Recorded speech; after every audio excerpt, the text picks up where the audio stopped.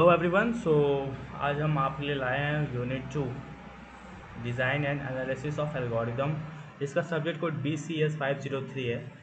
उस सब्जेक्ट का हम लोग लाए हैं यूनिट 2, जिसका नाम है एडवांस डेटा स्ट्रक्चर ADS। और ये चैप्टर देखने में छोटा है, इसके क्वेश्चन सॉल्व करेंगे तो हमको बड़े मालूम पड़ते हैं। और ये चैप्टर इम्पॉर्टेंट भी है। और अगर आपको DSA और मजबूत करनी है तो ये चैप्टर थोड़ा इम्पॉर्टेंट होता है। तो चलिए बात करते हैं पहले कि एडवांस डेटा स्ट्रक्चर होता क्या है। ये उसका एक छोटा सा सिलेबस है।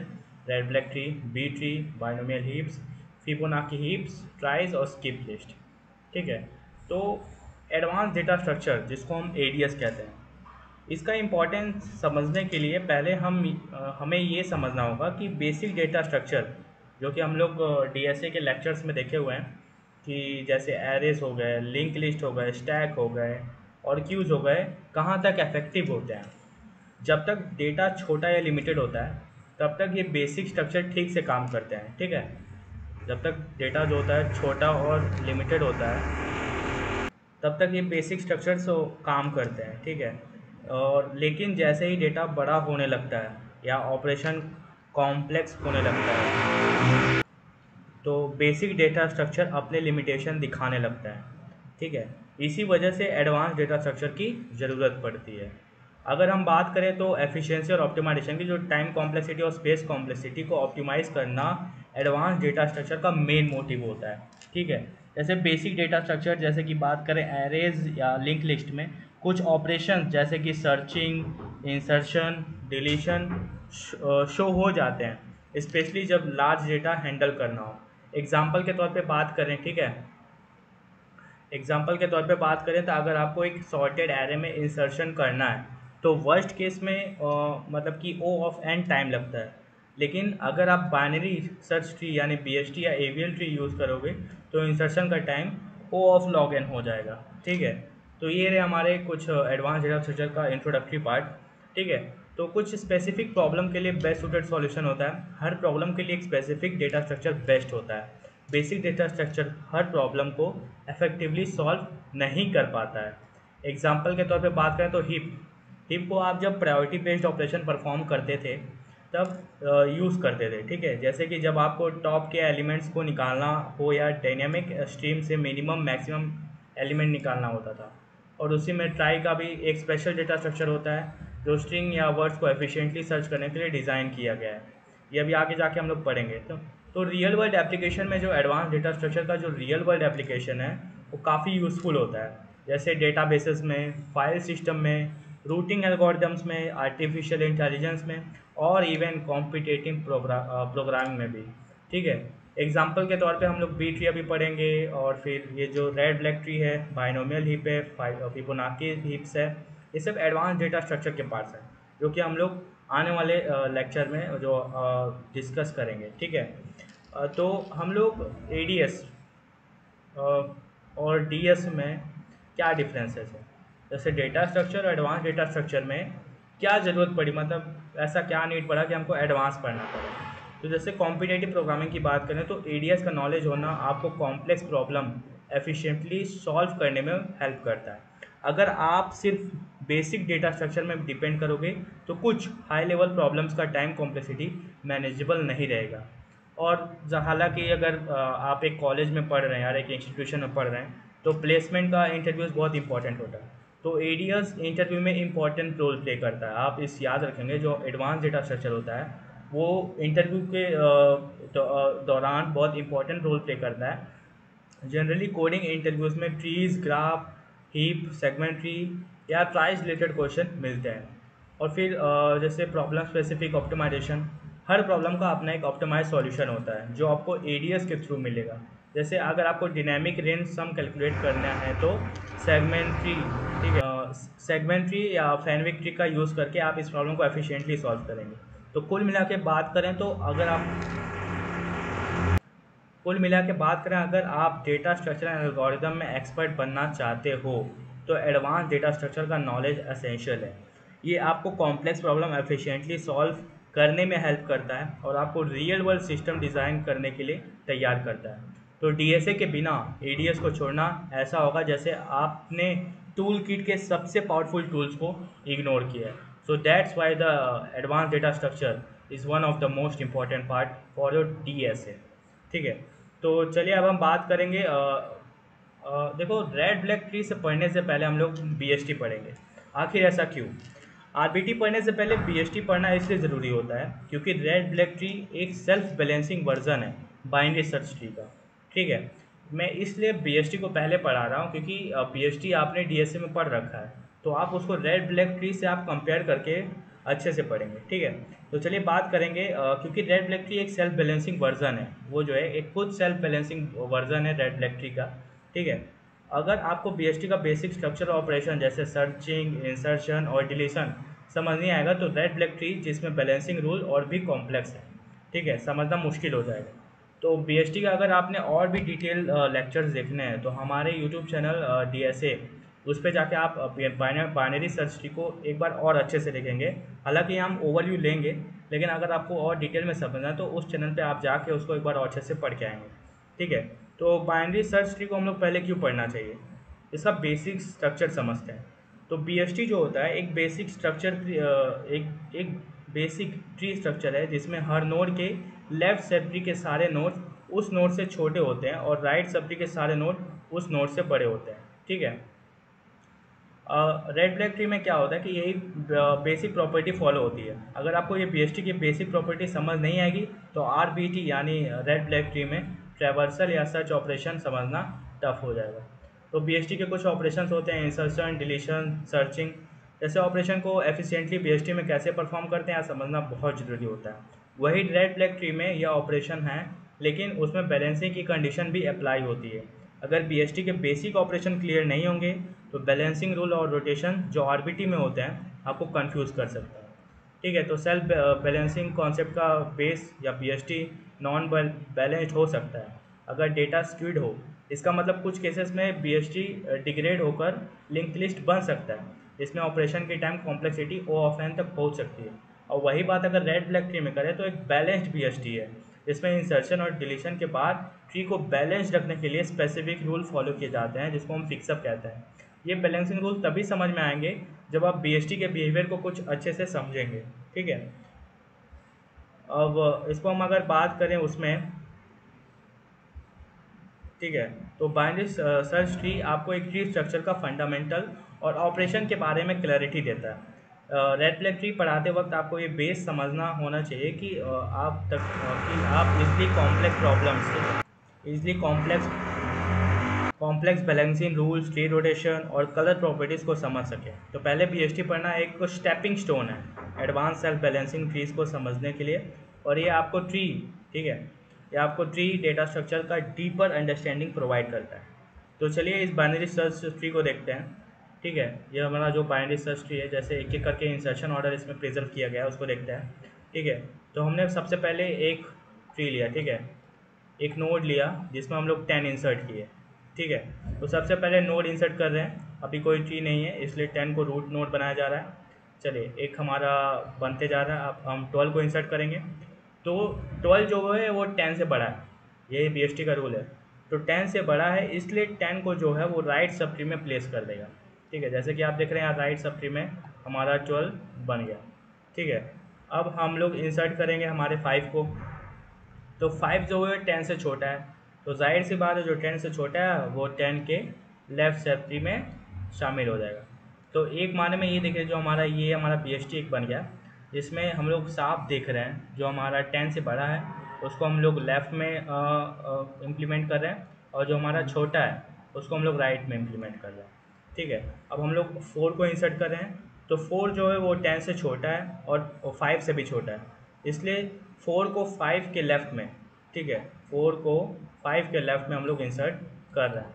ठीक है, तो इसे प्लेस करेंगे और ऐसे करते करते हम लोग 20 को भी करेंगे। 20 को भी कंपेयर जब कर रहे हैं तो 20 जो है हम लोग का वो 10 और 12 से दोनों से बड़ा है, 10 और 12 से दोनों बड़ा है, इसलिए हम लोग उसको लेफ़्ट में प्लेस कर देंगे। वैसे 8 को जब प्लेस करेंगे तो हमारा 8 जो है वो 10 से छोटा है लेकिन 5 से बड़ा है। ठीक है, तो इसलिए 8 को 5 के राइट में प्लेस कर देंगे। वैसे ही करते करते हम लोग एक BST का फॉर्मेशन कर लेंगे जो कि हमारा ये है। ठीक है, लेकिन अगर हम बात करें हर एक लिमिटेशन के टाइम हम BST का बेसिक रूल फॉलो करते हैं, ठीक है। हर एक इंसर्शन के टाइम, जो कि हम लोग इंसर्शन देख रहे हैं, BST का बेसिक रूल फॉलो करते हैं। अगर न्यू वैल्यू रूट नोड से छोटी होती है तो लेफ्ट सब ट्री में जाती है, अगर न्यू वैल्यू बड़ी होती है तो राइट सब ट्री में जाती है। ये प्रोसेस तब तक रिपीट होता है जब तक हमें सही पोजीशन नहीं मिल जाता है। तो बाइनरी सर्च ट्री के कुछ फ़ायदे भी होते हैं, एफिशिएंट सर्चिंग और ऑर्डर डेटा। एफिशिएंट सर्चिंग की बात करें तो अगर ट्री बैलेंस्ड है तो सर्चिंग का time complexity O of log n होता है। और ऑर्डर डेटा, BST एक ऑर्डर स्ट्रक्चर होता है, इसमें लेफ्ट साइड में छोटी वैल्यूज़ और राइट साइड में बड़ी वैल्यूज़, ठीक है। तो आके हम लोग एक बार थ्योरेटिकल पार्ट देखते हैं कि BST जो है वो एक नोड बेस्ड बाइनरी ट्री होता है, जिसमें हर नोड के पास कुछ इंपॉर्टेंट कंपोनेंट्स होते हैं, जैसे कि लेफ़्ट होते हैं, की होते हैं, आप देखेंगे यहाँ से फिगर में बना है, ठीक है। तो ये हमारा लेफ़्ट हो जाएगा, ठीक है, की हो जाएगा, पेरेंट हो जाएगा और राइट हो जाएगा, ठीक है। तो लेफ़्ट ये एक पॉइंटर होता है जो लेफ़्ट चाइल्ड नोड की तरफ पॉइंट करता है, ठीक है। तो लेफ़्ट चाइल्ड नोड हमेशा करंट नोड के की से छोटी वैल्यू को स्टोर करता है, और जो हमारा की होता है ये करंट नोड का एक्चुअल वैल्यू होता है जो पूरे ट्री के ऑर्डर को डिफाइन करता है। मतलब ये डिसाइड करता है कि कोई वैल्यू ट्री में लेफ़्ट में जाएगी या राइट में। और पेरेंट तो एक ये भी एक पॉइंटर होता है जो पेरेंट नोड को पॉइंट करता है। अगर हम रूट नोड की बात करें तो उसका पेरेंट नल होता है, क्योंकि रूट नोड के ऊपर कोई नहीं होता। और वही अगर राइट की बात करें तो ये पॉइंटर राइट चाइल्ड नोड की तरफ पॉइंट करता है। Right child node current node के की से बड़ी वैल्यू रखता है। तो ये सब हमारे पॉइंटर्स हैं जिनका रोल्स हमने अच्छे से डिस्कस किए, ठीक है। अगर हम और भी बात करें तो लेफ़्ट सब ट्री, किसी भी नोड का लेफ़्ट सब ट्री सिर्फ उन्हीं नोड्स को कंटेन करेगा जिनकी कीज़ उस नोड के की से छोटी होंगी। मतलब अगर नोड के लेफ़्ट में कोई नोड है, ठीक है, तो उसकी वैल्यू हमेशा पेरेंट नोड से छोटी होगी। और राइट सब ट्री में क्या, किसी भी नोड का राइट सब ट्री उन नोड को रखेगा जिनकी कीज पेरेंट नोड से बड़ी होगी। अगर कोई नोड राइट में है तो उसका वैल्यू पेरेंट नोड से बड़ा होगा। एग्जाम्पल के तौर पे देखें तो किसी भी नोड का राइट सब ट्री, अगर राइट सब ट्री की बात करें तो पेरेंट नोड से हमेशा छोटी होगी। अगर लेफ़्ट सब ट्री की बात करें तो पेरेंट नोड से हमेशा बड़ी होगी, ठीक है। अब इसकी प्रॉपर्टीज़ की कुछ बात करते हैं कि इसकी कुछ प्रॉपर्टीज़ भी हैं, ठीक है। प्रॉपर्टीज़ हम लोग अच्छे से डिस्कस किए हैं, ठीक है। अब हम लोग देखेंगे इसकी लिमिटेशंस। कुछ लिमिटेशन थे BST में, तो उस प्रॉब्लम को ओवरकम करके हम लोग आए रेड ब्लैक ट्री में। तो इसके कुछ सेवरल लिमिटेशन है। पहला क्या, worst case time complexity. Worst case में बात करें तो अगर ट्री अनबैलेंस्ड हो जाए, जैसे कि अगर शॉर्टेड डेटा इंसर्ट किया जाए तो BST का हाइट O ऑफ n तक पहुंच सकता है। इस सिचुएशन में सर्चिंग, इंसर्शन और डिलीशन ऑपरेशन का time complexity O of n हो जाता है, जो काफ़ी इनएफिशिएंट होता है, ठीक है। एग्जाम्पल के तौर पे बात करें तो अगर हमें ऑर्डर दिया 1 2 3 4 5 शॉर्टेड ऑर्डर में इंसर्ट करना पड़े तो BST एक लिंक लिस्ट जैसा बन जाएगा, और सर्चिंग टाइम मतलब कि बहुत ज़्यादा बढ़ जाएगा। और स्पेस कॉम्प्लेक्सिटी की बात करें तो हर नोड के पास 2 एक्स्ट्रा पॉइंटर्स होते हैं लेफ़्ट और राइट चाइल्ड के लिए, ठीक है। अगर ट्री अनबैलेंस्ड हो तो ये एक्स्ट्रा मेमोरी पॉइंटर की वजह से स्पेस कॉम्प्लेक्सिटी ज़्यादा हो जाता है, खासकर एरेज जैसे स्ट्रक्चर के कंपैरिजन में, ठीक है। और इसका poor performance with shorted data, अगर इनपुट डेटा ऑलरेडी शॉर्टेड है तो BST एक लिंक्ड लिस्ट बन जाता है, जिससे सारे operation O of n time complexity में डिग्रेड हो जाते हैं। मतलब शॉर्टेड डेटा के साथ BST का परफॉर्मेंस काफ़ी ख़राब हो जाता है। अगर तुम शॉर्टेड नंबर्स दे दो उसको 1 2 3 4 इंसर्ट करते हो तो ट्री सिर्फ एक सीधा बढ़ेगा, मतलब कि एक लाइन में ऐसे ऐसे फॉर्म हो जाएगा 1 2 3 4, ठीक है। तो और हमेशा तुम्हें n लेवल्स ट्रेवर्स करना पड़ेगा, मतलब बहुत ज़्यादा लेवल्स हमको ट्रेवर्स करना पड़ेगा ना, तो उसी की वजह से बोल रहा हूँ। और फिर balancing overhead, self balance BST जैसे AVL या रेड ब्लैक ट्री में बैलेंसिंग करना पड़ता है, जो एक्स्ट्रा ऑपरेशन जैसे रोटेशंस और रिकलरिंग की ज़रूरत होती है। ये इंसर्शन और डिलीशन ऑपरेशन के टाइम थोड़ा एडिशनल ओवरहेड लाता है, जो ऑपरेशन को थोड़ा स्लो कर देता है। और फिर आता है हमारा cash inefficiency. BST pointer based navigation use करता है, ठीक है, जिसमें कैश लोकेलिटी काफ़ी पुअर होती है। कैश लोकेलिटी का मतलब होता है जब डेटा एकदम नियर बाय होता है तो CPU फास्टर एक्सेस कर सकता है। पॉइंटर बेस्ड स्ट्रक्चर जैसे BST में ऐसा नहीं होता। इसलिए परफॉर्मेंस एरे जैसे स्ट्रक्चर्स को कंपैरिजन में स्लोअर हो जाता है। समरी की बात करें तो BST तभी अच्छा परफॉर्म करता है जब ट्री बैलेंस्ड हो, ठीक है, जब ट्री जो है वो बैलेंस्ड हो, और अगर ट्री अनबैलेंस्ड हो गया या इनपुट डेटा सॉर्टेड हो तो उसका परफॉर्मेंस डिग्रेड हो जाता है और ये एक लिंक लिस्ट बनने के बराबर होता है। इस वजह से AVL रेड ब्लैक ट्री जैसे सेल्फ बैलेंसिंग ट्रीज यूज़ किए जाते हैं जो इंसर्शन डिलीशन के बाद ट्री को बैलेंस रखते हैं ताकि performance O of log n, ठीक है।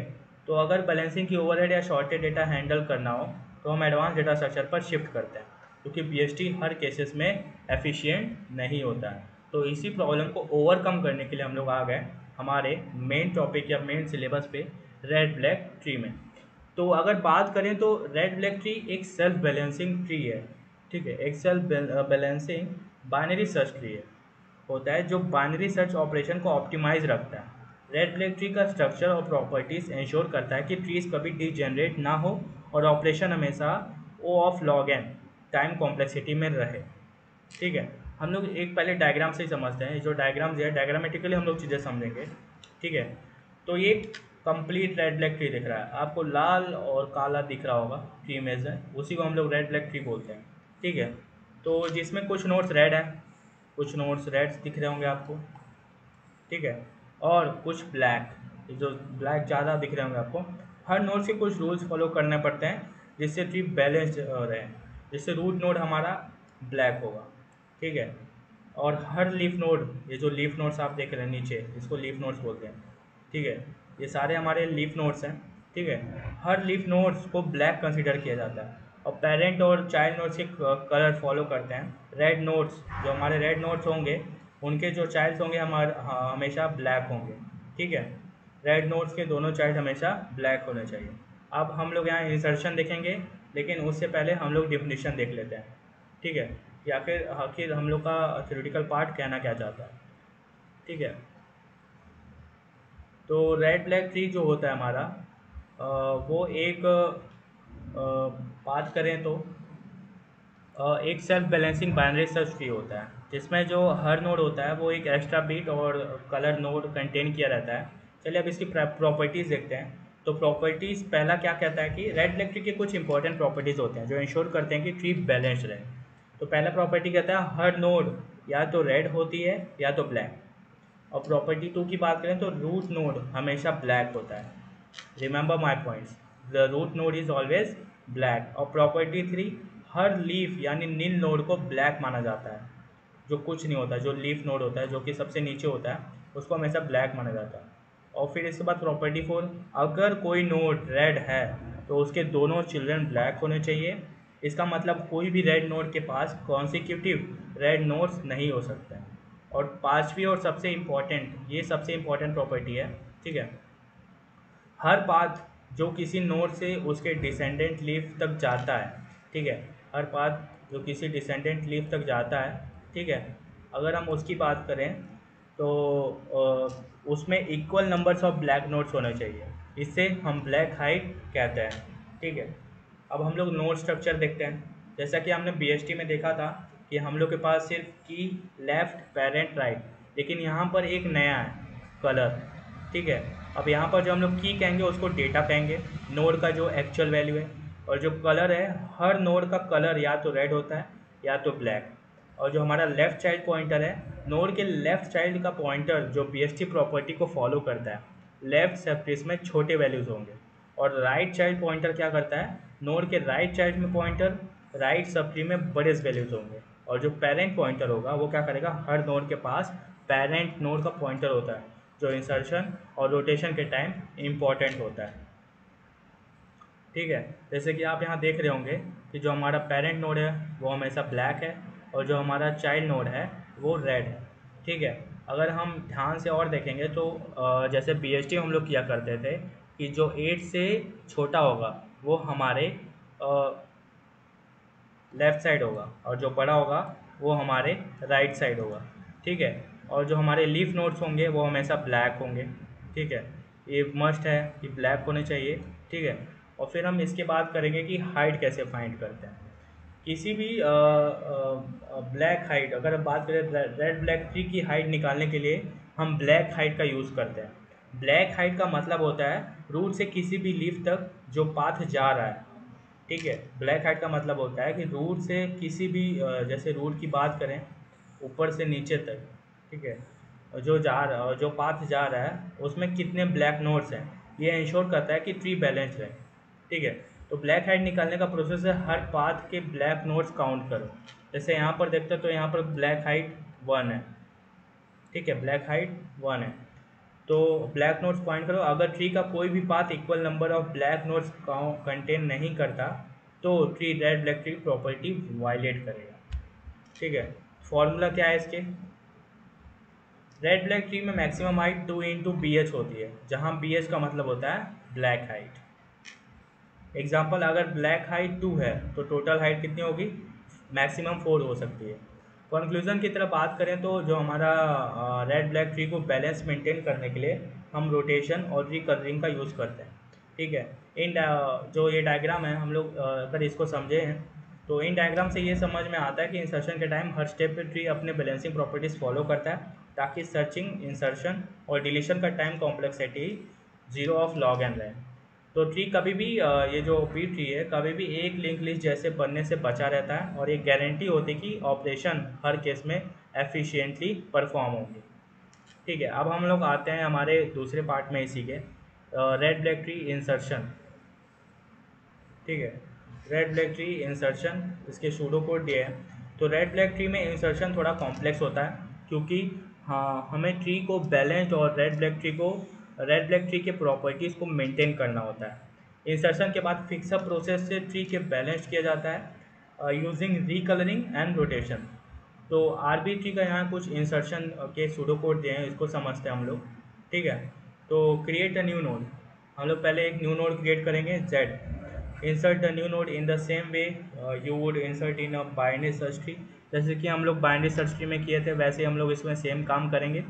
ठीक है, और फिर न्यू नोड को प्लेस करेंगे correct position based on it's value, और फिर न्यू नोड को इनिशियली जेड यानी रेड को हम लोग दिखाएंगे। तो हम लोग एग्जाम्पल की तरह समझेंगे। ठीक है, इसमें cases of arbitrary insertion, arbitrary insertion के कुछ केसेस होते हैं। पहला क्या कि जो हमारे पेरेंट सिबलिंग, ठीक है, जो अंकल होते हैं वो हमारे हमेशा रेड होंगे। जब पेरेंट नोड और अंकल नोड दोनों रेड होते हैं तो हम रिकलरिंग करते हैं। ठीक है, रिकलरिंग क्या, पेरेंट एंड अंकल नोड्स को ब्लैक बनाते हैं, ग्रैंड पेरेंट को रेड बनाते हैं, और फिर चेक करते हैं अगर ग्रैंड पेरेंट नोड को भी फिक्स करने की ज़रूरत है। एग्जाम्पल के तौर पे बात करें तो हमारे पास 5 के बाद पेरेंट नोड 4 है। ठीक है, 5 के बाद पेरेंट नोड 4 है और अंकल नोड 1 दोनों रेड है। ठीक है, जो नोड 1 है हमारे दोनों वो हैं। वैसे अगर हम केस 2 की बात करें तो केस 2 में हमारा पेरेंट जो है वो रेड होगा और अंकल जो होंगे वो ब्लैक होंगे, और न्यू नोड जो होगा वो हमारे लेफ्ट साइड में चला जाएगा। ठीक है, जब पेरेंट रेड होता है और एंकल ब्लैक तो हम ट्री को रोटेट करते हैं जिससे ट्री बैलेंस्ड रहे। ये लेफ़्ट रोटेशन या राइट रोटेशन होता है। ठीक है, रोटेशन लेफ़्ट रोटेशन में क्या होगा, लेफ़्ट रोटेशन का मतलब है कि पेरेंट को चाइल्ड के लेफ़्ट में प्लेस करना और न्यू नोड को पेरेंट बनाकर बैलेंसिंग करना। ठीक है, और फिर हम बात करेंगे 3, पेरेंट हमारा जो होगा अगर रेड है तो अंकल अगर ब्लैक हैं तो न्यू नोड राइट चाइल्ड होगा। ये केस तब होता है जब न्यू नोड का पेरेंट रेड होता है, अंकल ब्लैक होते हैं और न्यू नोड राइट चाइल्ड होता है। इस केस में हम लेफ़्ट रोटेशन और राइट रोटेशन करना पड़ता है। ठीक है, अब हम लोग इसको फिगर वाइज देखेंगे। ठीक है, ये फिगर हम लोग थोड़ा ध्यान से देखेंगे। ठीक है, तो इंसर्शन ऑफ 2, पहले हम लोग 2 डाल रहे हैं। ठीक है, 2 हम लोग डाल रहे हैं तो this is the root node, तो हम लोग इसको पहले ब्लैक कर देंगे। ठीक है, ब्लैक कर दिए तो case 0 root must always be black. ठीक है, केस इसमें कुछ नहीं लग रहा तो रूट हमेशा हमारा ब्लैक ही होगा। और फिर हम लोग 1 इंसर्ट कर रहे हैं तो ऐसा कि जैसे हम लोग बाइनरी सर्च ट्री में क्या करते थे, जो छोटा है हम लोग उसको हमेशा लेफ़्ट में डाल दिया करते थे। तो node 1 inserted as left child of 2। ठीक है, इसमें कोई वॉल्यूशन नहीं होगा, ये रिमेन सेम ही होगा, कोई भी फिक्सअप इसमें नहीं होगा। और फिर हम लोग 4 को इंसर्ट करेंगे तो इसको जैसा कि BST में हम लोग सीख के आए हैं, तो हम लोग इसको हम राइट के सब ट्री में हम लोग वो रख देंगे कि राइट में पड़ा रहेगा। और फिर हम लोग 5 को इंसर्ट करेंगे। तो जब 5 इंसर्ट होगा तो ये हमारा 4 का राइट चाइल्ड होगा। अब यहाँ वॉयलेशन आकर हो गया, ठीक है, क्योंकि 4 और 5 दोनों हमारे पास रेड हो गए। अब इसको फिक्स कैसे करेंगे, तो इसमें रीकलरिंग परफॉर्म करेंगे। तो पेरेंट 4 और अंकल 1 रीकलर होंगे और ब्लैक हो जाएंगे, ठीक है। और फिर जो हमारे ग्रैंड पेरेंट 2 होंगे वो हमारे रेड हो जाएंगे, ठीक है। जो ग्रैंड पेरेंट 2 होंगे वो हमारे रेड हो जाएंगे, ठीक है। अगर ग्रैंड पेरेंट 2 है, अगर वो रूट नहीं होते तो फिक्सअप कंटिन्यू रहता, लेकिन वो रूट है तो हम लोग इसलिए उसको 2 को ब्लैक कर देंगे, ठीक है। वैसे करके हम लोग फिर अब 9 पे जाते हैं। जब 9 को इंसर्ट करेंगे तो अगेन वायलेशन एकर हो जाएगा, क्योंकि यहाँ जो हमारा 4 है वो पेरेंट है जो कि रेड है, ठीक है। और 9 जो है वो न्यू है, ठीक है। 9 जो है वो न्यू नोड है, वो भी एक रेड है। तो इसको परफॉर्म करने के लिए 4 और 9 पे हम लोग रिकलरिंग परफॉर्म करेंगे, ठीक है। रिकलरिंग परफॉर्म करने के बाद राइट रोटेशन अप्लाई करेंगे, ठीक है। जब राइट रोटेशन अप्लाई किए तो हमारे पास ट्री जो होता है वो बैलेंस हो जाता है। और फिर हम लोग 3 को इंसर्ट करेंगे। जब 3 को इंसर्ट करेंगे तो 4 के लेफ़्ट में करेंगे, ठीक है। ये भी देखो अब वायलेट कर रहा है, क्योंकि जो 4 जो है हमारा वो रेड हो जा रहा है और 3 भी जो हमारा रेड हो जा रहा है। अब हम लोग इसको फिक्स कैसे करेंगे, जो 4 को हम लोग रिकलर कर देंगे, ठीक है। और उसके अंकल को भी, हम लोग रिकलर कर देंगे और फिर रोटेट कर देंगे। रोटेट करने के बाद हमारा ट्री बैलेंस हो जाएगा, हमारा ट्री जो है वो बैलेंस हो जाएगा। अब हम लोग 6 को इंसर्ट करेंगे। जैसे हम लोग 6 को इंसर्ट कर रहे हैं तो ये इम्बैलेंस शो कर रहा है, ठीक है, leading to rotation and recolouring of nodes. हम लोग फिर रिकलर करेंगे और जैसे ही रिकलर कर देंगे हमारा ट्री बैलेंस हो जाएगा। और फिर हम लोग 7 को इंसर्ट करेंगे।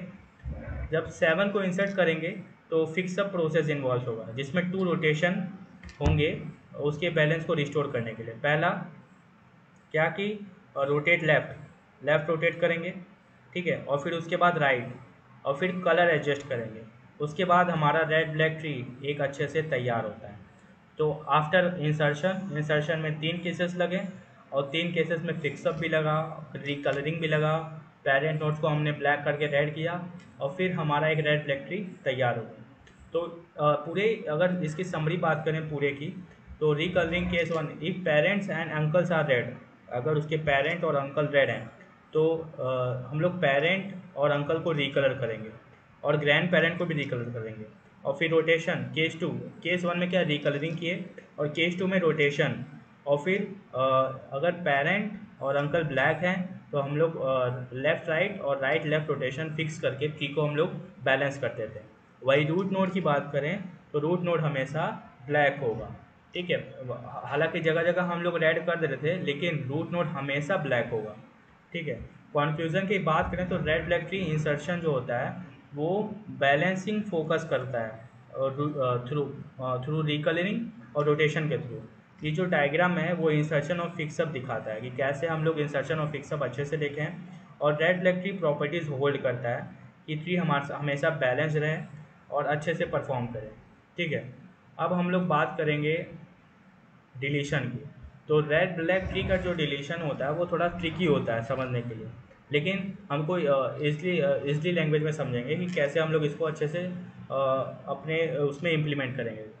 तो डायग्राम को देखकर हम लोग चीज़ें बात करेंगे। तो नोड को डिलीट करना, पहला क्या हम लोग इसका सूडो कोड देखते हैं कि सूडो कोड में क्या लिखा है। नोड को डिलीट करना, पहले BST का डिलीशन की तरह नॉर्मल डिलीट करो, जैसे BST में डिलीट करते थे वैसे वैसे डिलीट करते जाओ। मतलब अगर नोड लीफ है तो उसको सिंपल डिलीट कर देते हैं, अगर उसके 2 चिल्ड्रेन हैं तो उसका इन ऑर्डर सक्सेसर या प्रेडिसेसर को ले आते हैं उसकी जगह और फिर लीफ को डिलीट करते हैं। और स्टेप 2 क्या है, फिक्सअप का ज़रूरत क्यों।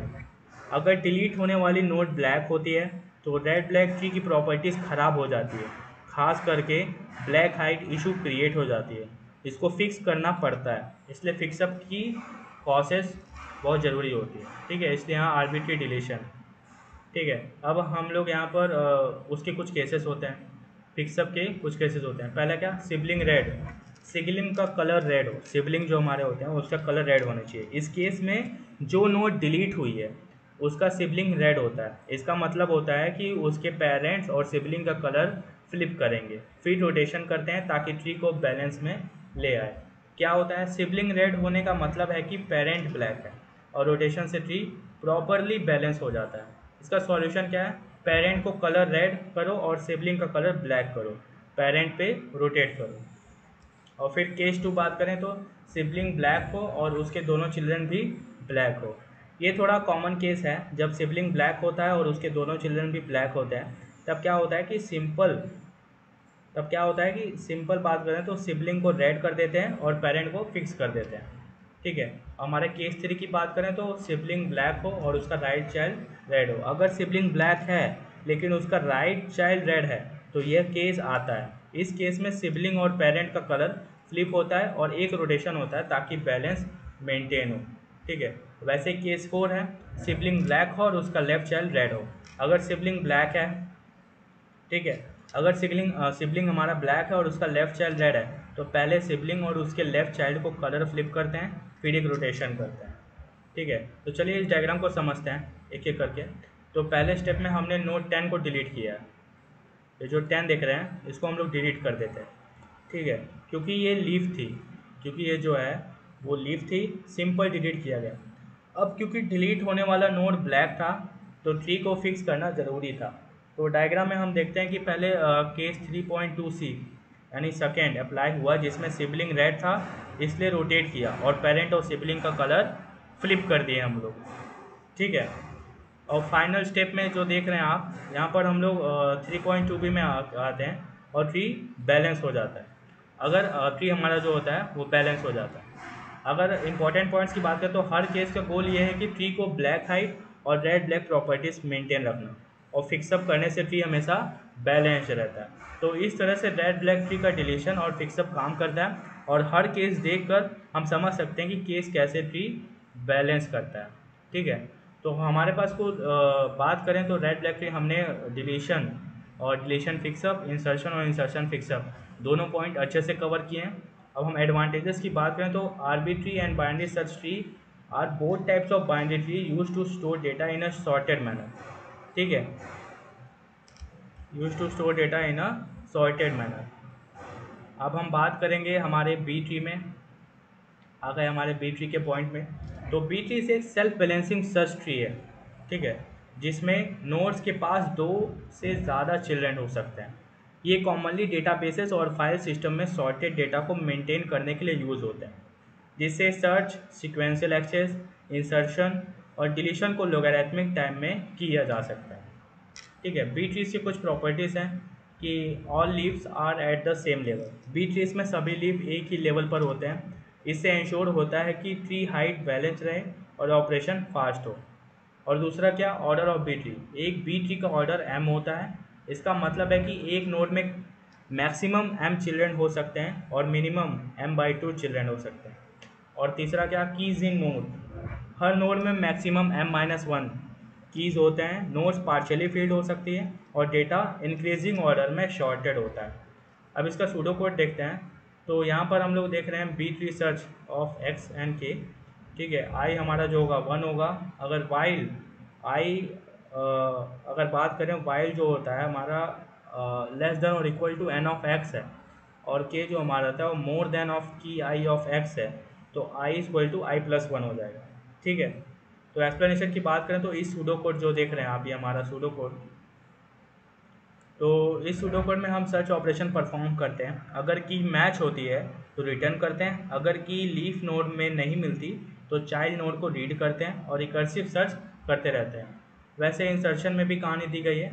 इंसर्शन में क्या है कि अगर रूट नोड फुल है, मतलब डेट इज़ 2t-1 देख रहे हैं आप, अगर रूट नोड फुल है, ठीक है, तो एक न्यू नोड एलोकेट करके रूट नोड को स्प्लिट करते हैं, फिर नॉन फुल नोड में की इंसर्ट करते हैं, और फिर हम लोग स्प्लिटिंग अ चाइल्ड इस एल्गोरिदम में क्या है देखते हैं। तो इस एल्गोरिदम में अगर नोड नॉन फुल है, ठीक है, अगर नोड नॉन फुल है तो की डायरेक्टली इंसर्ट किया जाता है, अगर नोड फुल है तो चाइल्ड को स्प्लिट किया जाता है और रिकर्सिव इंसर्शन की जाती है। ठीक है। और फिर हम लोग डिलीशन इन बी ट्री देखते हैं कि डिलीशन इन बी ट्री में क्या है। डिलीशन में अगर नोड लीफ है तो सीधा क्या डिलीट करते हैं, अगर इंटरनल नोड है तो प्रीडिसेसर या सक्सेसर से की रिप्लेस करते हैं या दोनों को मर्ज करते हैं। ठीक है, तो बी ट्री को अगर और अच्छे से पढ़ना है तो हमारे डीएसए के लेक्चर सीरीज़ में उसमें से अच्छे एक्सप्लेन किया गया। आप बी ट्री उसमें एक बार और जाके अच्छे से पढ़ सकते हैं। अब इसका कैरेक्टरिस्टिक ऑफ बी ट्री देखते हैं। तो height balanced B trees, height balanced होते हैं मतलब हर लेवल पे नोड्स की नंबर एक ही लेवल पर होती है, इससे हाइट मिनिमम होता है और ऑपरेशन फास्ट होता है। और दूसरा क्या, variable number of keys, her node में कीज़ की नंबर वेरिएबल्स होती हैं और रेंज t-1 से 2t-1 होती है। और तीसरा क्या, balanced during insertion and deletion, insertion और डिलीशन ऐसे किए जाते हैं कि ट्री बैलेंस रहे, इससे इंश्योर होता है कि ऑपरेशन के time complexity O of log N रहे। और फिर टाइम कॉम्प्लेक्सिटी, सर्चिंग इंसर्शन और डिलीशन ऑपरेशन का time complexity O of log N होता है, जो कि बी ट्रीज की बैलेंस नेचर की वजह से पॉसिबल होता है। तो ये प्रॉपर्टीज़ और एल्गोरिदम बी ट्री को एफिशिएंट और स्केलेबल बनाता है। अब आके हम लोग कुछ एग्जांपल्स को देखते हैं। यहाँ पर हमें कुछ नंबर्स दिए गए हैं, उसको बी ट्री में इंसर्ट करना है। ठीक है, तो देखते हैं पहले इंसर्शन प्रोसेस। ठीक है, तो 5, 3, 21, 9, 13 हमको दिया गया, तो रूट में पहले 9 इंसर्ट किया गया। ठीक है, 9 इंसर्ट किया, फिर बाकी एलिमेंट्स को स्प्लिट और शॉर्टेड ऑर्डर में ऐड किया गया। जैसे डायग्राम में दिख रहा है कि हमने 5 को लेफ्ट सब ट्री में ऐड किया और 21 को राइट में पहले किया। ठीक है, मिडिल एलिमेंट को स्प्लिट करके पेरेंट के नोड्स में प्रमोट किया जा रहा है। मिडिल एलिमेंट को अगर हम स्प्लिट कर दे रहे हैं तो पेरेंट नोड जैसे 14 और 16 को प्रमोट होकर एक हमारा इस बी ट्री बन जा रहा है। ठीक है, अब हम लोग इसमें डिलीशन देखेंगे। तो बी ट्री डिलीशन थोड़ा ट्रिकी हो सकता है क्योंकि हमें बैलेंस को मेंटेन करना पड़ता है। अगर किसी नोड से की डिलीट होती है और उसके पास कम एलिमेंट हो जाते हैं तो हमें रीडिस्ट्रीब्यूशन या मर्जिंग करनी पड़ती है। तो डिलीशन का प्रोसेस है कि पहले उस की को फाइंड करो जो डिलीट करना है। तो हमको यहाँ 13 की मिल गई कि 13 को हमें डिलीट करना है। तो अगर डिलीट होने वाली की एक लीफ नोड में हो, ठीक है, तो एक लीफ नोड में हो तो डायरेक्ट डिलीट कर दो। ठीक है, तो हमारा 13 जो है वो एक लीफ नोड में नहीं था, तो हम लोग उसको डायरेक्ट डिलीट नहीं करेंगे। अगर वो एक इंटरनल नोड में हो तो उसको रिप्लेस करो उसके इन ऑर्डर प्रेडिसेसर या सक्सेसर से, जैसे बाइनरी ट्री में होता था, फिर उसके हिसाब से डिलीट करो। ठीक है, तो हम लोग यहाँ जो है 11 को ऊपर लाएं और 13 को जो है वो डिलीट कर दिए। तो अगर डिलीशन से किसी नोड में मिनिमम से कम कीज़ हो जाते हैं तो ये या तो रीडिस्ट्रीब्यूट करो या नेबरिंग सिबलिंग से की बोरोस करो या फिर मर्ज करो, सिबलिंग नोड्स को कंबाइन करते हैं। तो यहाँ के जो 13 को डिलीट करें, जब 13 को डिलीट करते हैं तो हम 13 को पहले इन ऑर्डर सक्सेसर जो 14 है, ठीक है, अगर हम बात करें 14 है उससे रिप्लेस करेंगे। 14 से हम लोग पहले रिप्लेस करेंगे, लेकिन इस एग्जांपल में हम सिंपली डिलीट करते हैं क्योंकि उसके नेबरिंग नोड्स में इनफ बैलेंस है। तो नो नीड टू, हम लोग यहाँ 14 को ले गए। ठीक है, 14 को ले जाने के बाद हम लोग धीरे से 13 को डिलीट कर देंगे। तो फाइंड करेक्ट नोड, इंसर्ट की इन सॉर्टेड ऑर्डर। ठीक है, वैसे हम लोग डिलीशन में भी करेंगे। तो बी ट्री जो होता है हमेशा बैलेंस रहता है और इंसर्शन और डिलीशन के बाद भी, और ये प्रोसेस इंश्योर करता है कि सर्चिंग, इंसर्शन और डिलीशन ऑपरेशन एफिशिएंट है। अब हम लोग आ रहे हैं बाइनोमियल हीप में। तो बाइनोमियल हीप एक टाइप का हीप डेटा स्ट्रक्चर है जो एफिशिएंटली दो हीप्स को मर्ज करने में मदद करता है। यह एक कलेक्शन होता है बाइनोमियल ट्रीज का जो हीप प्रॉपर्टी को सेटिस्फाई करता है। अगर हम बाइनोमियल हीप्स की प्रॉपर्टीज़ को देखते हैं तो collection of binomial trees, explanation की बात करें तो बाइनोमियल हीप एक ऐसा डेटा स्ट्रक्चर है जो मल्टीपल बाइनोमियल ट्रीज का कलेक्शन होता है। हर बाइनोमियल ट्रीज को एक स्पेसिफिक ऑर्डर यानी के नोड्स के साथ रिप्रेजेंट किया जाता है। ठीक है, तो बाइनोमियल ट्री ऑर्डर एक्सप्लेनेशन, एक बाइनोमियल ट्री, ठीक है, जो ऑर्डर के का होता है उसमें एक्जैक्टली 2 की पावर k नोड्स होते हैं। यानी अगर एक बाइनोमियल ट्री का ऑर्डर 3 है तो उसमें 2 की पावर 3 यानी 8 नोड्स होंगे। और फिर इसके बाद रूट नोड एक्सप्लेनेशन की बात करें तो बाइनोमियल हीप का जो रूट नोड होता है वो हर बाइनोमियल ट्री का मिनिमम की वैल्यूज़ को होल्ड करता है। इसका मतलब है कि हीप के रूट नोड में सबसे छोटी वैल्यू की होती है। सबसे छोटी की वैल्यू होती है। अब हीप और रिप्रेजेंटेशन, बाइनोमियल हीप को एक लिंक लिस्ट के फॉर्म में रिप्रेजेंट किया जाता है। ठीक है, बाइनोमियल हीप को वो एक लिंक लिस्ट के फॉर्म में रिप्रेजेंट किया जाता है। ये लिस्ट ऑफ ट्रीज हीप की स्ट्रक्चर को मेंटेन करता है। ठीक है, अब इसके ऑर्डर हम लोग समझ ही गए हैं कि 2 की पावर के होते हैं। ठीक है, अब हम लोग यहाँ पर जो देख रहे हैं, डायग्राम देख रहे हैं। ठीक है, तो इस डायग्राम को देखते हैं हम लोग। ये जो फिगर दिया गया है यहाँ पर हमको 2 हीप दिए हैं। बाइनोमियल हीप को मर्जिंग प्रोसेस को दिखाता है। बाइनोमियल हीप एक तरह का हीप होता है जो बाइनोमियल ट्रीज से कलेक्शन होता है, और इसे एफिशिएंट ऑपरेशन जैसे इंसर्शन, डिलीशन और मर्जिंग किया जा सकता है। तो बात करें तो यहाँ पर हमको लेफ़्ट साइड या बिफोर मर्जिंग अगर पहले देखें हम लोग, तो लेफ़्ट में एक बाइनोमियल ट्री है जिसमें रूट 22 और उसके चाइल्ड 28 है, और राइट साइड में एक और बाइनोमियल ट्री है जिसमें रूट 16 है और उसका चाइल्ड 13 है। जब हम बाइनोमियल ट्रीज़ को मर्ज करते हैं, ठीक है, जब मर्ज करने जाएंगे तो दोनों ट्रीज़ का डिग्री सेम है, यानी डिग्री 1 है।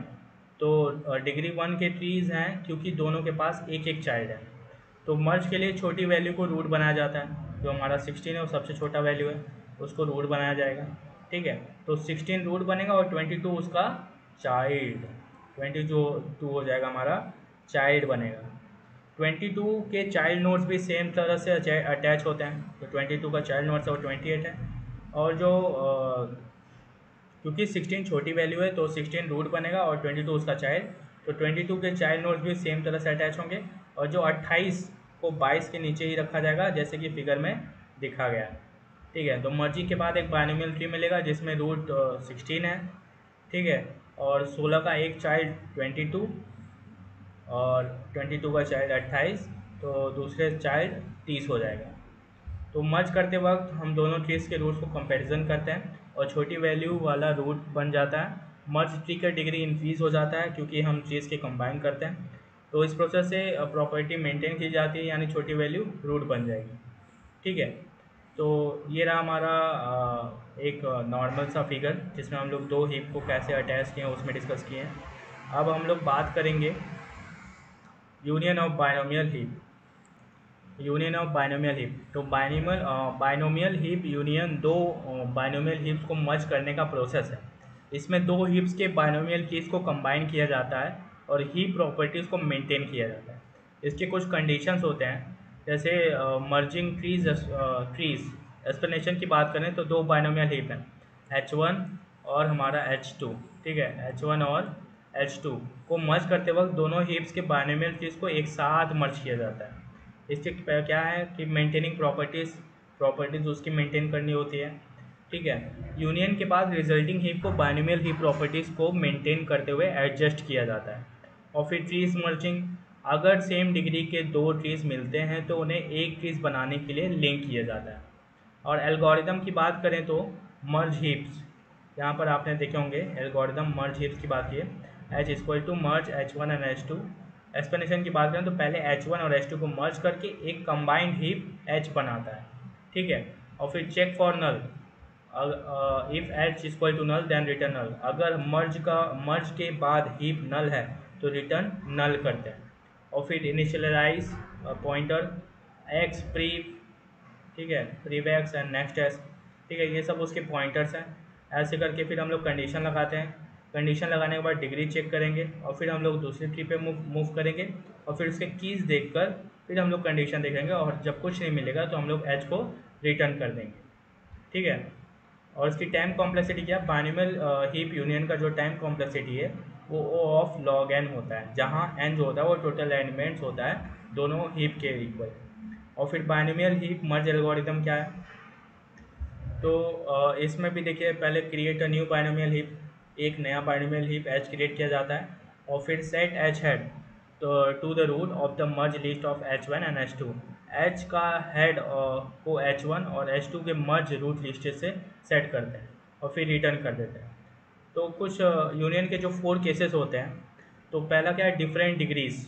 अगर दोनों ट्रीज की डिग्रीज अलग है तो उन्हें मर्ज नहीं करना पड़ता। और फिर क्या, दूसरा के सेम डिग्री, अगर दोनों ट्रीज की डिग्री सेम है तो उन्हें मर्ज करते हैं। और 3 सेम डिग्री ट्रीज, अगर 3 कॉन्जिक्यूटिव ट्रीज सेम डिग्री के हैं तो मिडिल ट्री को किसी एक नेबर के साथ मर्ज करते हैं। और चौथा क्या है, 2 कॉन्जिक्यूटिव ट्रीज, अगर 2 कॉन्जिक्यूटिव ट्रीज का डिग्री सेम है तो छोटी की वैल्यू ट्री को पेरेंट बनाती है। अब हम लोग देखेंगे बाइनोमियल हीप एब्स्ट्रैक्ट मीन। ठीक है, तो अगर हम लोग बात करें पहला हमारा, तो फाइंड मिनिमम की, रूट लिस्ट में सबसे मिनिमम की वाले रूट एक्स को फाइंड करते हैं, और फिर रिमूव ऑफ एक्स, एक्स को रूट लिस्ट से रिमूव करते हैं, और फिर क्रिएट न्यू हीप, एक नया binomial heap H dash create करते हैं, और फिर ठीक है रिवर्स चिल्ड्रन ऑर्डर, एक्स के चिल्ड्रन को एक सेपरेट बाइनोमियल हीप बनाते हैं और उनके लिस्ट लिस्ट को रिवर्स करते हैं। ठीक है, इस तरह से बाइनोमियल हीप को मैनेज किया जाता है। ठीक है, अब हम लोग उनके यूज़ करते हुए बाइनोमियल हीप को कुछ केसेस हैं। ठीक है, 4 केसेस होते हैं, उनको समझ, बाइनोमियल हीप के 4 केसेस हैं। ठीक है, तो चारों केसेस को समझते हैं। तो केस 1 क्या है हमारा, पार्ट ए। ये केस तब होता है जब करेंट नोड एक्स और नेक्स्ट नोड, ठीक है, करेंट नोड एक्स और नेक्स्ट नोड के एक्स का सिबलिंग भी उनके बाद आने वाले नोड हो। तो डायग्राम में देखेंगे कि आप ए बी सी डी, ठीक है, जहाँ X equal to B, X जो है वो हमारा बी के इक्वल है, और next X equal to C, next है जो हमारा वो सी के इक्वल है। इस केस में sibling next of X equal to D हो जाता है। ठीक है, तो और स्ट्रक्चर ऐसे ही रहता है, इसमें कोई चेंज नहीं होगा। तो बाइनोमियल ट्री यानी बी ऑफ के यानी बी बेस के और बी बेस आई एक लेवल के ट्रीज हैं जिनमें कंबाइन करने की ज़रूरत नहीं होती है। इस केस में कोई चेंज नहीं होता और स्ट्रक्चर आगे कंटिन्यू करता है। अब केस 2 की बात करें पार्ट बी, इस केस में एक्स और नेक्स्ट ऑफ एक्स, ठीक है, दोनों के पास सेम डिग्री होती है। ठीक है, दोनों के पास सेम डिग्री है। यहाँ बी और सी दोनों बी ऑफ के बी बेस के हैं और इनका सिबलिंग डी है। ठीक है, दोनों ट्रीज को मर्ज किया जाता है क्योंकि उनका डिग्री सेम है। और अब एक कंबाइंड ट्री देख रहे हैं आप, एक कंबाइंड ट्री नीचे देख रहे हैं, बी ऑफ के प्लस 1 का फॉर्मेशन हो जाता है जो डी की तरफ जा रहा है। और फिर हम लोग केस 3 की बात करें तो इसमें जो हमारा एक वैल्यू जो दिख रही है, इसमें कंपैरिजन दिख रहा है जो की of X is less than और इक्वल टू की ऑफ नेक्स्ट एक्स। ठीक है, तो अब बी पेरेंट है और कंबाइंड ट्री बी ऑफ के प्लस 1 है और सी का सिबलिंग डी है। अब केस 4 की बात करें तो इस केस में कंडीशन क्या, key of X is more than key of next X, condition reverse होती है। अब सी पेरेंट है और बी उसका चाइल्ड है। तो समरी की बात करें तो केस 1 में स्ट्रक्चर सेम रहता है और केस 2 में दोनों नोड्स को मर्ज करना पड़ता है जब उनका डिग्री सेम होता है। तो केस 3 में जब x का की छोटा या इक्वल होता है तो नेक्स्ट x का की से तो नेक्स्ट x को चाइल्ड बनाया जाता है। और केस 4 की बात करें तो जब x का की बड़ा होता है तो नेक्स्ट s से नेक्स्ट x जो होता है हमारा उसको जो चाइल्ड बनाया जाता है नेक्स्ट x का। तो अगर डायग्राम को ध्यान से देखें और स्ट्रक्चर पे फोकस करें तो ट्रांसफॉर्मेशन हमको मिलता है जो बाइनोमियल हीप ऑपरेशन इन्हीं मर्ज बेस्ड पे होता है। ठीक है, तो हम लोग अब बाइनोमियल हीप को अच्छी तरह से समझ चुके हैं। ठीक है, अब हम लोग इसका एक पार्ट देखते हैं, डिलीशन पार्ट को हम लोग एल्गोरिदम समझ चुके हैं। तो बाइनोमियल हीप से किसी स्पेसिफिक नोड्स को डिलीट करने का प्रोसेस 2 स्टेप में होता है। पहला डिक्रीज की टू माइनस इन्फिनिटी और दूसरा क्या है, एक्सट्रैक्ट मिनिमम। तो पहले उस नोड के की को रिड्यूस करते हैं, माइनस इन्फिनिटी कर दिया जाता है जिससे वो नोड हीप के रूट तक बबल अप हो सके। और दूसरा क्या है, एक्सट्रैक्ट मिनिमम, जब नोड रूट तक पहुंचा जाता है मतलब पहुंच जाता है तो आप सिंपल एक्सट्रैक्ट मिन ऑपरेशन करते हैं जिससे वो नोड हीप से रिमूव हो जाता है। एल्गोरिदम हम लोग ऊपर अच्छे से देखें हैं कि बाइनोमियल हीप डिलीट का, ठीक है, बाइनोमियल हीप डिक्रीज की और बाइनोमियल हीप एक्सट्रैक्ट मिन। ठीक है, तो को कॉल करो जिससे नोड एक्स को माइनस इन्फिनिटी हो जाए और बाइनोमियल हीप एक्सट्रैक्ट पे क्या कॉल करो जिससे हीप का मिनिमम एलिमेंट रिमूव हो जाए। तो चलिए हम लोग डायग्राम को समझते हैं।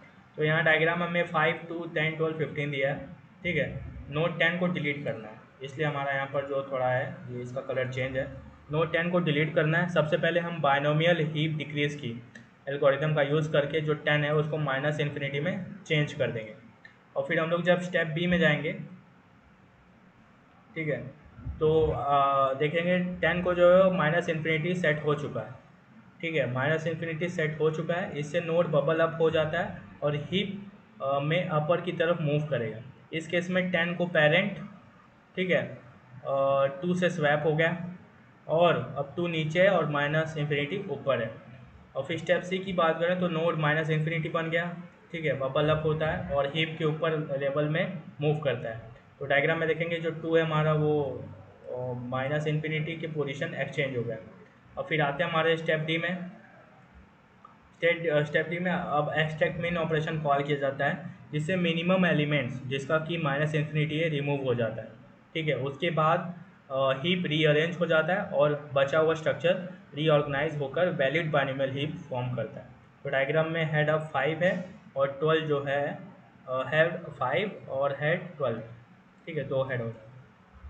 तो इम्पॉर्टेंट की कॉन्सेप्ट ये है कि डिक्रीज़ की और एक्सट्रैक्ट में यही 2 मेन कॉन्सेप्ट यूज़ किए गए हैं। अब हम लोग आते हैं हम लोग फिबोनाची हीप्स और उसके एप्लीकेशन में। तो फिबोनाची हीप जो है वो एक एडवांस डेटा स्ट्रक्चर है जो स्पेशली ऑप्टिमाइजेशन प्रॉब्लम्स के लिए यूज़फुल है। जैसे कि शॉर्टेस्ट पाथ एल्गोरिदम, ये हीप काफ़ी एफिशिएंट ऑपरेशन प्रोवाइड करता है, जैसे इंसर्शन, मर्जिंग और extraction of minimum element. Structure की बात करें तो जो हमारा कहा गया स्ट्रक्चर, ये रहा स्ट्रक्चर, ठीक है।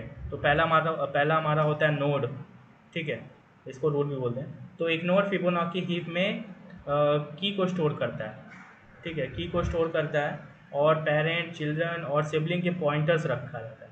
नोड्स का डिग्री भी होता है जो कि उसके चिल्ड्रंस के नंबर को इंडिकेट करता है। एक मार्क भी होता है जो बताता है कि नोड ने अपने किस चाइल्ड को लॉस किया है या नहीं। और इसमें हीप होता है, फिबोनाची हीप एक कलेक्शन हीप ऑर्डर ट्रीज है। ये ट्रीज रूटेड होते हैं और हीप में एक पॉइंटर होता है जो मिनिमम नोड्स को पॉइंट करता है, ठीक है। अब हम लोग इसके कुछ एल्गोरिदम देखेंगे, ठीक है, ठीक है। नोड और हीप इसके 2 स्ट्रक्चर हैं। एल्गोरिदम फॉर कंसोलिडेटेड ऑपरेशन, ठीक है। पहले क्या हम लोग इनिशियलाइज एरे, एक एरे को इनिशियलाइज करेंगे, ठीक है। पहले एक एम्प्टी एरे ए को क्रिएट करेंगे जिसका साइज log ऑफ 2n+1 होता है, ठीक है। और फिर प्रोसेस ईच नोड, हिप के रूट लिस्ट में से हर नोड w को प्रोसेस करता है, x को w से करते हैं, सेट करते हैं, और d को x की डिग्री के सेट करते हैं, ठीक है। और फिर कंसोलिडेट, फिर हम लोग कंडीशन लगाए और फिर set temp equal to x, वैसे सेट x इक्वल टू, इसको मतलब टेम्प आपने देखा ही होगा, ठीक है। और फिर कंडीशन लगाकर हम लोग h को जो है वो मिनिमम रूट्स ऑफ h को सेट कर देते हैं। और फिर हम लोग फिर फिबोनाची हीप लिंक को देखते हैं। तो रिमूव वाई को हिप के रूट लिस्ट से रिमूव करते हैं और फिर वाई अ चाइल्ड, वाई को एक्स का चाइल्ड बनाते हैं और एक्स का डिग्री 1 से इंक्रीज करते हैं। और फिर सेट मार्क, ये वाई के मार्क को फॉल सेट करते हैं, ठीक है। और फिर function for uniting 2 Fibonacci हिप्स, create new hip, एक नया फिबोनाची हिप एच क्रिएट करते हैं और एच मीन, H1 मीन और H2 मीन के मिनिमम से सेट करते हैं और फिर उसको कंबाइन करते हैं, H1 और H2 के रूट लिस्ट को H में कंबाइन करते हैं और फिर रिटर्न हीप, मर्ज हीप H को रिटर्न करते हैं। और फिर एल्गोरिदम, कुछ एल्गोरिदम है हीप बनाने के। पहला क्या, मेक हीप, एक empty Fibonacci heap H create करते हैं, एच को रिटर्न करते हैं और फिर इंसर्ट करने का एल्गोरिदम है। नोड एक्स को हीप के रूट लिस्ट में इंसर्ट करते हैं, अपडेट मिनिमम, अगर हीप एम्प्टी है तो एच मिन को एक्स से सेट करते हैं और अगर की एक्स मिनिमम की से छोटी है तो एच मिन को एक्स से अपडेट करते हैं, ठीक है। तो ये एल्गोरिदम रहे हमारे, हमने फिबोनाची हीप्स को भी समझ लिया। अब हम आते हैं हम लोग ट्राइज एंड स्किप लिस्ट में। तो इस तरह से फिबोनाची हीप को एफिशिएंटली मैनेज किया जाता है, मर्जिंग और मिनिमम एक्सट्रैक्शन ऑपरेशन को हैंडल करते हैं। तो फिर हम आते हैं ट्राइज एंड स्किप लिस्ट में। तो ट्राइज का मतलब होता है प्रीफिक्स ट्री या डिजिटल ट्री भी कहलाता है। ट्राइज को हम लोग प्रीफिक्स ट्री या डिजिटल ट्री भी कहते हैं। एक डेटा स्ट्रक्चर है जो डायनामिक सेट ऑफ स्ट्रिंग्स को स्टोर करता है। ये ट्री स्ट्रक्चर की सर्च, इंसर्ट और डिलीट ऑपरेशन को एफिशिएंटली हैंडल करता है। इसकी कुछ प्रॉपर्टीज़ हैं। पहला क्या, नोड रिप्रेजेंटेशन, हर नोड एक कैरेक्टर को रिप्रेजेंट करता है। दूसरा क्या, रूट नोड एक एम्प्टी स्ट्रिंग के रिप्रेजेंट करता है। और तीसरा क्या, पाथ रिप्रेजेंटेशन, रूट से किसी भी नोड तक का पाथ किसी न किसी की का प्रीफिक्स होता है। और फिर क्या आता है हमारा, एंड ऑफ की, हर नोड में एक बूलियन फ्लैग होता है जो बताता है कि क्या ये नोड किसी नोड की एंड को मार्क करता है या नहीं।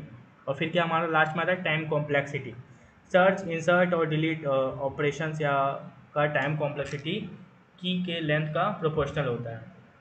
ठीक है, अगर आपके पास कीज़ हैं जैसे कैट, कार और डॉग है, तो ट्राई को इस तरह दिखेगा। तो हमारा ये रूट हो जाएगा। ठीक है, ये रूट।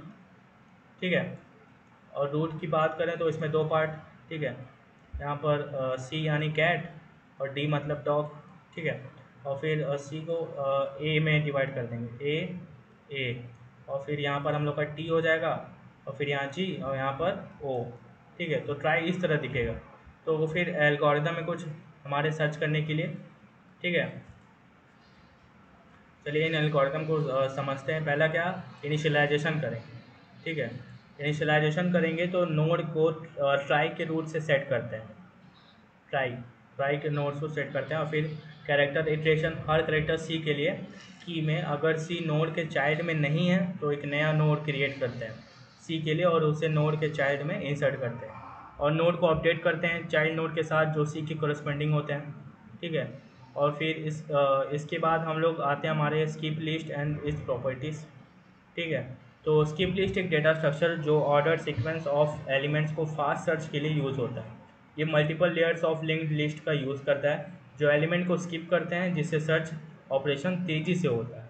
इसके कुछ प्रॉपर्टीज़ हैं जैसे multiple level, shortcuts, time complexity O of log N होता है और space complexity O of N log N होता है। ठीक है, एग्जाम्पल के तौर पे बात करें तो लेवल थ्री में देखेंगे तो ऐसे करके। ठीक है, ऐसे हम लोग लेवल्स बनाएंगे, 1 से 2 गया, फिर 2 से 5 गया। वैसे हम लोग का लेवल 2 1 से 3 गया, 3 से 7 गया।